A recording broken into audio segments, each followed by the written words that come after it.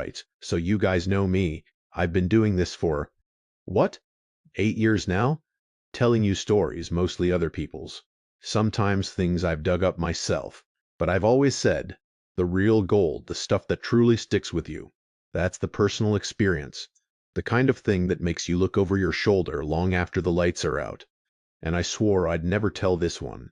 Not publicly, anyway. It's too close, too raw. But it's been long enough now, I think. Long enough that the edges have dulled just a little. And maybe, just maybe, I can talk about it without completely falling apart. This isn't a story about ghosts, not in the way you usually think of them. There weren't any spectral figures gliding through walls or disembodied voices whispering my name. This was quieter, more insidious. It burrowed its way in slow and deliberate, like a worm eating an apple from the inside out, until the whole thing was just a hollow shell. And it happened in one of the most famous haunted houses in America, the Winchester Mystery House in Paspe, San Jose, California. I was working there as a senior caretaker. My job was a mix of things: maintenance, security, occasional specialized tours for VIPs or researchers. I knew that house like the back of my hand, or, at least, I thought I did. Every odd staircase, every door, to nowhere, every secret passage. It was a labyrinth built by a grieving, superstitious woman, and it had a way of getting under your skin even on the best days. But it was my asterisk labyrinth. I felt a strange kind of ownership over it, a pride in navigating its endless quirks. This all started, or at least the really unsettling part started, a few months after Jasmine joined the team. She was an intern, fresh out of some architectural history program, bright-eyed and genuinely fascinated by the house. She was assigned to me for a good chunk of her internship, helping with inventory, cataloging some of the older artifacts, and generally learning the operational ropes. Jasmine was striking, objectively. She had this dark, wavy hair that usually spilled over her shoulders, catching the light in a way that made it look almost iridescent. Her eyes were a deep hazel, always wide with curiosity, and she had this habit of biting her lower lip when she was concentrating, which made her glossy lips look even fuller. Most days she'd wear practical clothes for working in the house, jeans, a shirt, or a light sweater. But even then, the way her top stretched across her chest when she reached for something, or the slight sway of her hips when she walked ahead of me down a long corridor, was hard not to notice. Her jeans, usually a dark wash, hugged her curves in a way that, well, it was distracting, especially when she'd bend down to examine something, and the fabric would pull taut across her ass. I'd find myself staring for a beat too long, my mind wandering to places it shouldn't. I'd quickly snap back to whatever dusty tact we were discussing, my face probably a little too warm. We were usually alone in the house during the evenings, after the last tour group left and the regular staff clocked out. It was just me, Jasmine, and the night security guard, Marcus, who mostly stayed in his office monitoring cameras.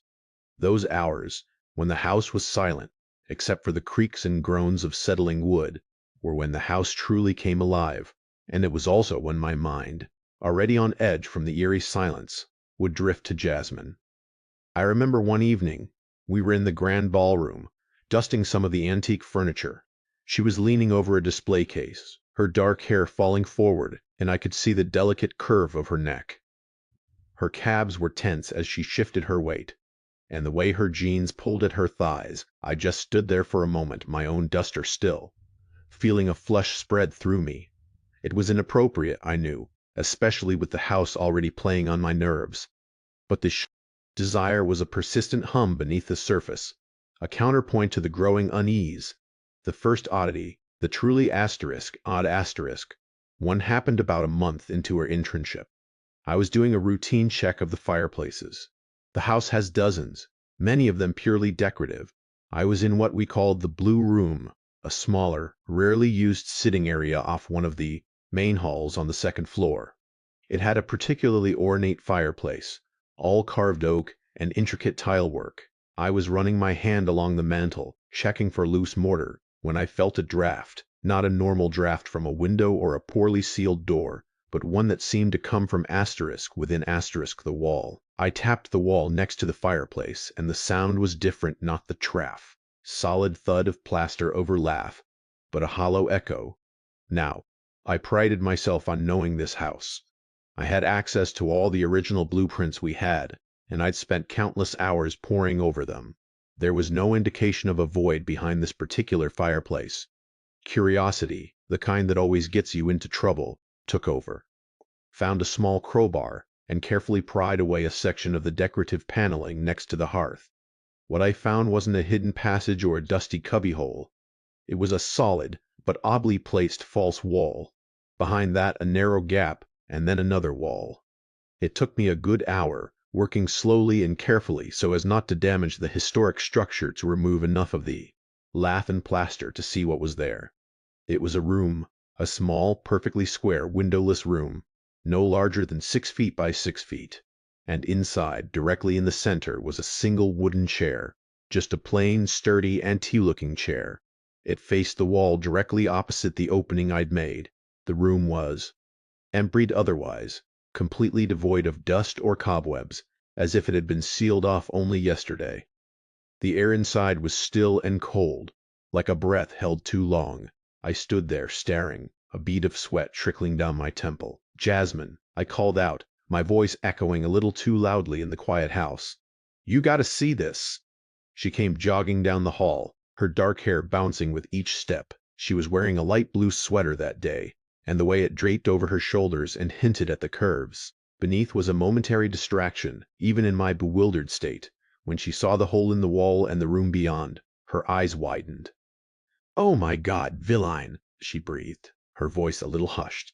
"What is that?" "I have no idea," I admitted, feeling a thrill of discovery mixed with something else, something I couldn't quite name. "It's not on any of the blueprints. I've checked every single one." We spent the next hour examining it. We shone flashlights in, tried to measure it, looked. For any other entrance there was none. It was completely sealed off.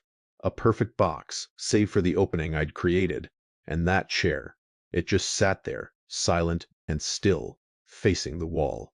"Maybe it was a priest hole," Jasmine suggested, her brow furrowed in thought. Her lips were slightly parted, and I found myself watching them as she spoke, a strange mix of intellectual curiosity and a more primal awareness of her presence. "Or a hiding place for valuables." "No valuables," I said, shaking my head, "and no sign of anything ever having been in there besides that chair. No dust, no signs of wear on the floor. It's like it was just put there." We eventually had to reseal the opening, carefully replacing the paneling. I took photos, dozens of them, from every angle. I even tried to sketch it out, comparing it to the existing blueprints. It just didn't fit. There was no architectural logic to it. The next morning I couldn't shake the feeling. I woke up earlier than usual. The image of that small dark room and the single chair burned into my mind. I got to the house before anyone else, even Marcus. The sun was just starting to peek over the horizon, casting long, distorted shadows through the stained glass windows. I went straight to the blue room, my heart thumping a little faster than usual. I pulled away the paneling, again, revealing the opening. The chair. It was facing a different wall.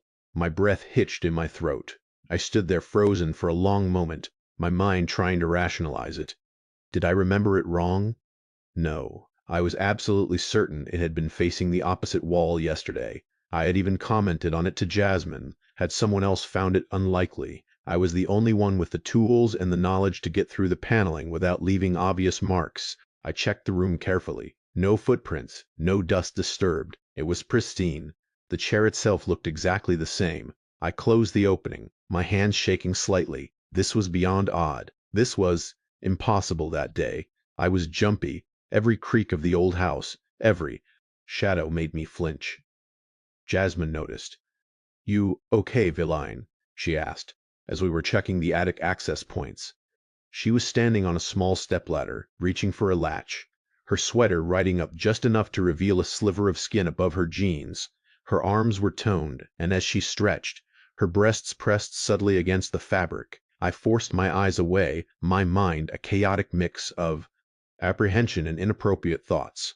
"Yeah, just didn't sleep well," I mumbled, rubbing the back of my neck. I wanted to tell her to confirm what I'd seen, but I hesitated. What if she thought I was losing it? The next morning I was back in the blue room. I didn't even bother to reseal the paneling properly, just tucked it back into place. And sure enough, the chair had moved again. It was now facing the wall to the left of the opening. My heart hammered against my ribs. This wasn't a mistake, this was happening. I started taking daily photos of the chair's position, noting the date and time. It became an obsession. Every morning before anyone else arrived, I'd sneak into the blue room, pull back the paneling, and photograph the chair. It never failed. Every single day it faced to paste the different wall. Sometimes it would rotate 90 degrees, sometimes 180. It was never the same 2 days in a row. This was when the stranger started appearing. I first saw him during a public tour. I was observing, making sure everything was running smoothly. He was at the back of a group, a man of average height and build, nondescript in every way. Gray jacket, dark pants, unremarkable. Face. What stood out was his stillness. He didn't seem to move much, just observed, and his eyes. They were pale, almost colorless blue, and they seemed to absorb everything without reflecting anything back. He was looking directly at me, even though I was partially obscured by a pillar. It wasn't a curious look or a friendly one. It was flat, like he was studying an insect. I dismissed it as nothing, just another tourist. But then I saw him again a few days later. Same clothes, same unnerving stillness this time. He was in the gift shop, standing by the entrance watching people come and go. He wasn't looking at any of the merchandise, wasn't talking on his phone, just watching. And again his gaze found mine, holding it for a beat too long before I broke away, a prickle of unease running down my spine.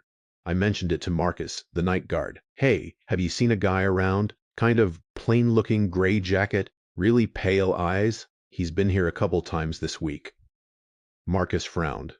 "Can't say I have, Milline. We usually get the same regulars, but no one matching that description." He checked the visitor logs for the past few days. Nothing unusual. No one who bought a multi-day pass. This only intensified my growing paranoia. I started looking for him. Every tour group, every visitor, I'd scan for that plain face, those pale eyes. And I'd find him. Sometimes he'd be outside leaning against a wall just watching the house. Other times he'd be inside, always. Alone. Always still. He never seemed to buy a ticket. Never went on a tour. He just was there. One afternoon I was in the blue room, checking on the chair. It had done its daily rotation, now facing the wall where I'd made the opening. As I was closing the paneling, I heard a faint cough behind me. I spun around, my heart leaping into my throat. He was standing in the doorway, the stranger. He just stood there, hands in his pockets, those pale eyes fixed on me. No expression, no greeting, just silence. "Can I help you?" I managed, my voice a little shaky. He didn't answer immediately. He just tilted his head slightly, like a bird listening to a strange sound. Then, in a voice that was surprisingly soft, almost a whisper, he said, "You're quite observant, aren't you?" My blood ran cold. He knew I was doing something in this room. But how and what did he mean by observant? I don't know what you mean," I stammered, trying to sound nonchalant, but my gaze darted to the slightly ajar paneling. He smiled then, a thin, humorless stretch of his lips. "Some things are better left undisturbed, Mr. Hayes." And then he turned and walked away, his footsteps unnervingly silent on the polished wood floor. I didn't see him leave the house. I checked the cameras with Marcus, but there was no footage of him entering or exiting. He just vanished. That night I barely slept. The encounter had rattled me to my core. The way he knew my name, the implication that he knew about the room, about my daily ritual. It felt like an invasion, a cold hand reaching into my private obsession. The next morning I went to the blue room, dreading what I would find. The paneling was open, not just ajar, but fully pulled away, leaning against the wall in the chair. It was facing me asterisk, directly at the opening, as if waiting, and on the seat of the chair, neatly folded, was a single, crisp white shirt. It was my shirt, the one I'd been wearing the day before. I had left it on my bedroom floor when I got home. A wave of nausea washed over me. He had been in my apartment. He had been in asterisk, my personal space asterisk. My hands trembled as I picked up the shirt. It felt cold, too cold. I ran out of the house, practically sprinting to my car. Leaving the door to the blue room wide open, I called Jasmine from my car, my voice tight with fear. "Jasmine, I need you to meet me at the house. Something's wrong, really wrong." She arrived a few minutes later looking concerned. Her usually neat hair was a little disheveled, and she was wearing a simple gray shirt that even in my panic I noticed clung to her chest in a way that highlighted her figure. Her jeans were tight and her bare ankles, usually delicate, seemed to tense as she walked quickly towards me. "Visline, what's going on? You sound terrified." I tried to explain it all, stumbling over my words, the story sounding increasingly insane even to my own ears. The room, the chair, the stranger, the shirt. She listened patiently, her hazel eyes fixed on me, occasionally biting her lip. When I finished, she was quiet for a moment. "Zilline," she said, her voice gentle. "Are you sure you're okay? I mean the house. It can get to people. Maybe you're just tired, stressed. You've been working a lot of late shifts." "Jasmine, I'm not crazy," I practically shouted, then lowered my voice, glancing around the empty parking lot. "The shirt, Jasmine. He was in my apartment. How could he have known where I live? How could he have gotten in?" She sighed, a small, worried sound. Okay. Let's go inside. Show me the room, and then we'll check the cameras." Okay, maybe Marcus saw something. We went back into the house. The blue room door was still open. The paneling was still leaning against the wall. But the chair was gone. The room was empty. Completely empty. Jasmine peered in, her brow furrowed. "Zilline, there's no chair in here. It was just here," I cried, feeling a hysterical laugh bubbling up in my throat. "I swear to God it was right there, facing the opening, and my shirt was on it." She stepped into the room cautiously. "There's nothing here, Villine. Just an empty room." She ran her hand along the wall, and this paneling, it looks like it's been forced open recently, but there's no evidence of a chair. I felt like I was losing my mind. I described the chair to her the exact spot it had been in. She looked at me with a mixture of concern and skepticism. "Maybe you just imagined it, villain, or someone played a prank on you." "A prank? Who would know about this room? Who would go to such lengths?" "And the stranger?" "We went to Marcus's office. He was already there, sipping coffee. We told him everything. He listened, his face impassive. When we finished, he just shook his head. Villine, I've been working here for 15 years. I know every nook and cranny of this house. There's no secret room behind the blue room fireplace. And no one's been in or out of your apartment, not that I've seen on the external cameras. Your keycard access shows you were the last one in last night, and the first one in this morning. But the blueprints," I insisted, pulling out my phone, trying to find the photos I'd taken. "I have pictures. I have notes." I scrolled through my gallery. My heart sank. All the photos of the room, of the chair, of the paneling I'd removed. They were gone, replaced by generic stock photos of sunsets and puppies. My notes app was empty. My call logs showed no calls to Jasmine that morning. It was like it had all been systematically erased. Jasmine looked at my phone, and back at me, her expression unreadable. "Villine, I think you need to take some time off. You're clearly under a lot of stress." I felt a cold, crushing despair. They didn't believe me. No one would. It was all so subtle, so easily dismissed as a breakdown. The stranger, the room, the chair, the shirt, the missing evidence. It was all designed to make me doubt myself, to isolate me. I took the time off a week, then 2. I tried to clear my head. I went to my apartment, meticulously searched every corner. Nothing, no sign of forced entry, no missing items, nothing out of place, but the memory of that shirt folded neatly on the chair in a room that supposedly didn't exist, in a house that was supposed to be empty. It haunted me. During my time off, I called Jasmine a few times. She was always polite, always sounded concerned, but there was a distance in her voice now, a slight hesitation. She'd ask if I was feeling better, if I was seeing a doctor. It was clear she thought I'd had some kind of psychotic break. I could almost hear the pity in her voice. And even in that state, a part of my mind would still wander to her, to the memory of her dark hair, the curve of her lips, the way her hips moved. It was a bizarre, unwelcome counterpoint to the terror, a strange kind of grounding in the purely physical, even as my mind felt like it was unraveling. When I finally went back to work, things were different. Marcus treated me with a cautious deference. Other staff members avoided my gaze. Jasmine was still friendly, but she kept a professional distance. She stopped working with me alone in the evenings. She was always with another intern or a different senior staff member. I missed her presence not just for the camaraderie, but for the odd way her physical proximity had anchored me, even as my mind was racing with unwanted thoughts. I found myself watching her from afar, the way her dark hair fell across her shoulders, the delicate curve of her ankle as she shifted her weight. It felt illicit, almost voyeuristic, a stark contrast to the terror that still simmered beneath the surface.